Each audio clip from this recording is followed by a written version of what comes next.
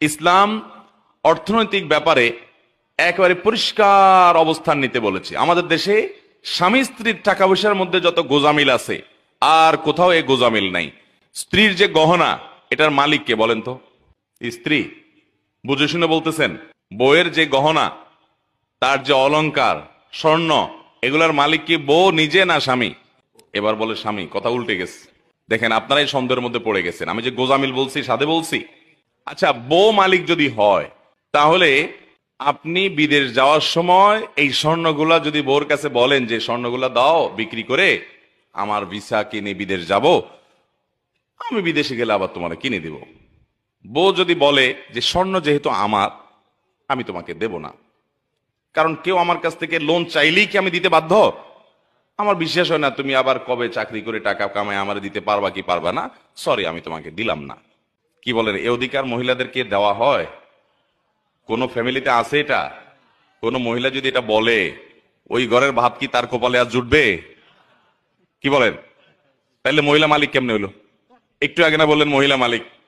তো মালিক হলে মালিকের এই দুরবস্থা থাকে? আচ্ছা, আরেকটা এক্সাম্পল নেই, ধরেন যদি কোনো মহিলা বলে যে স্বর্ণ গহনা এগুলো তো আমাকে দিয়ে দিছো তুমি, তোমার বাপেরা দিছে, তোমরা দিছো, বিয়ের সময় মোহর হিসাবে দিছো, যেমনি দিছো দিছো, এখন যেহেতু এটার মালিক আমি, তো আমি এগুলো বিক্রি করে আমার ভাইটা বেকার আছে ওর দিয়ে দিব, আমার বোনটা একটু কষ্ট আছে ওকে দিয়ে দিব, আমার বাপ মাকে আমি গিফট করব, অথবা আমি একটু মার্কিন টার্কিং করবো, আমার যা খুশি তা করব। মহিলা যদি সব স্বর্ণগুলো নিয়ে স্বর্ণকারের দোকানে বিক্রি করে ফেলায়, কি বলেন, ওই সংসারে ভাত খাইতে পারবে? তাহলে সে মালিক কেমনে হইল বলেন তো? আচ্ছা, এবার আপনি বলবেন তাহলে ঠিক আছে হুজুর, তাহলে স্বামী মালিক। তাইলে আরেক ভেজাল হবে।